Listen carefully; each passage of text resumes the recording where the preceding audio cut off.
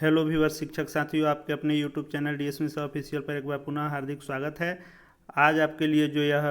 अभी का वीडियो होगा यह होगा जो बिहार के उच्च माध्यमिक विद्यालयों में हाल ही में प्रधानाध्यापक की नियुक्ति हुई है, उनके संबंध में आज का यह वीडियो होगा। जैसा कि हम लोग जानते हैं कि हाल ही में जो 6421 जो है सीट पर बहाली हुई थी, जिसमें 421 शिक्षक साथी जो है उत्तीर्ण हुए थे, जिनमें से डॉक्यूमेंट वेरिफिकेशन के बाद 369 जो है प्रधानाध्यापक हेडमास्टर की नियुक्ति उच्च माध्यमिक विद्यालयों में हो गई थी। लेकिन उसी समय से जो है विद्यालय में उनके भार को लेकर, अधिकार को लेकर जो है असमंजस की स्थिति बनी हुई थी, क्योंकि ये वैसे उच्च माध्यमिक विद्यालय हैं जो पहले से मिडिल स्कूल थे और उनको उत्क्रमित कर करके उच्च माध्यमिक विद्यालय बनाया गया था। तो चूँकि पहले से वो भी वहाँ 1 से 8 के हेडमास्टर थे और वहीं जो है अभी तक उच्च माध्यमिक विद्यालय के भी भार में थे, इसलिए नए जो है हेडमास्टर की नियुक्ति के बाद इन दोनों जो है प्रधानाध्यापकों के बीच में असमंजस की स्थिति थी। उसी का क्लियरेंस का जो है यह पत्र है। तो शिक्षक साथियों, यदि आपने अभी तक अपने इस YouTube चैनल को सब्सक्राइब नहीं किया है तो शिक्षा विभाग से संबंधित जितनी खबरें आती हैं उससे अपडेट रहने के लिए चैनल को निश्चित रूप से सब्सक्राइब करके बेल आइकन को प्रेस कर लेंगे, क्योंकि शिक्षा एवं शिक्षक जगत की जितनी खबरें आती हैं उससे हम आपको अपडेट करते रहते हैं। तो जैसा कि हम लोग जानते हैं कि यह जो है बिहार राज्य उच्च माध्यमिक जो है विद्यालय के हेडमास्टर के लिए अलग से नियुक्ति नियमावली 2021 आई थी, जिसके तहत जो है 369 जो है हेडमास्टर की बहाली वित्तीय वर्ष 2022-23 में की गई। उस नियमावली में यह लिखा हुआ था कि इनके लिए अन्य सेवा शर्त जो है फिर अलग से भी जो है जारी किए जाएंगे। उसी के तहत जो है बिहार के शिक्षा विभाग के संयुक्त सचिव के द्वारा यह पत्र जारी किया गया है उनके प्रभार को लेकर और पेंशन इत्यादि को लेकर, इसलिए वीडियो में अंत तक बने रहेंगे। बहुत ही महत्वपूर्ण पत्र है यह। तो इसमें देखिए, प्रभार को लेकर के जो इसमें स्पष्ट निर्देश दिया गया है वह है कि उत्क्रमित उच्च माध्यमिक विद्यालय या नवस्थापित उच्च माध्यमिक विद्यालय में वर्ग 1 से 8 तक एवं वर्ग 9 से 12 तक 2 अलग अलग शैक्षिक एवं प्रशासनिक इकाई माना जाएगा। यानी एक ही विद्यालय में 1 से 12 तक की कक्षाएं यदि चल रही हैं तो इस विद्यालय को 2 पार्ट में अलग अलग इकाई माना जाएगा। 1 से 8 तक का विद्यालय अलग माना जाएगा और 9 से 12 तक का विद्यालय अलग माना जाएगा। यानी मध्य विद्यालय उसमें अलग हो जाएंगे और उच्च माध्यमिक विद्यालय अलग हो जाएंगे। यह है पहला आदेश। दूसरा आदेश यह है कि वर्ग 1 से 8 तक के विद्यालय का जो है देख रेख, प्रबंधन एवं संचालन जो है आरटीई के तहत जो है जो विद्यालय शिक्षा समिति गठित की जाती है, तो मध्य विद्यालय के जो है जो भी प्रधानाध्यापक होंगे या इसके जो है प्रभारी प्रधानाध्यापक होंगे, इस समिति के सदस्य के रूप में कार्य का निष्पादन करेंगे। तीसरा जो आदेश दिया गया है वह दिया गया है कि वर्ग 9 से 12 तक का संचालन जो है जो नवनियुक्त प्रधानाध्यापक हुए हैं वे जो है सदस्य के रूप में करेंगे। यानी यह दोनों अलग अलग क्लियर कर दिया गया है कि वर्ग 1 से 8 तक के विद्यालय का संचालन जो मध्य विद्यालय के प्रधानाध्यापक पूर्व से थे या जो है उसमें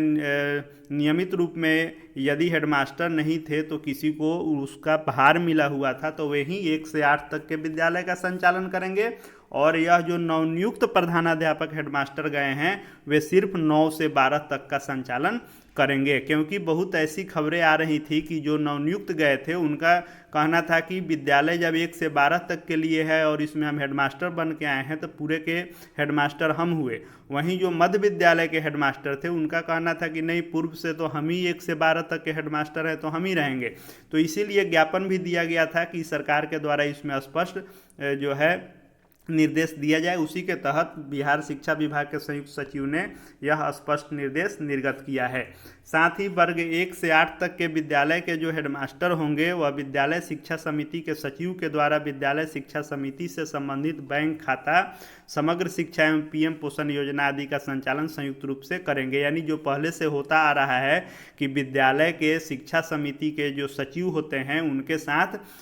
जो हेडमास्टर होते हैं 1 से 8 तक के मध्य विद्यालय के, वे दोनों मिलकर संयुक्त रूप से खाते का संचालन करते हैं। वहीं वर्ग 9 से 12 तक यानी उच्च माध्यमिक तक के लिए विद्यालय के विकास कोष का, छात्र कोष का जो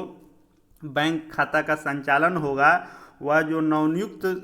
हेडमास्टर गए हैं उनके द्वारा किया जाएगा। और साथ में चूंकि एक व्यक्ति द्वारा खाता का संचालन का प्रावधान अब नहीं है, तो मिडिल स्कूल के लिए शिक्षा समिति के सचिव और मिडिल स्कूल के हेडमास्टर संचालन करेंगे। वहीं हाई स्कूल के लिए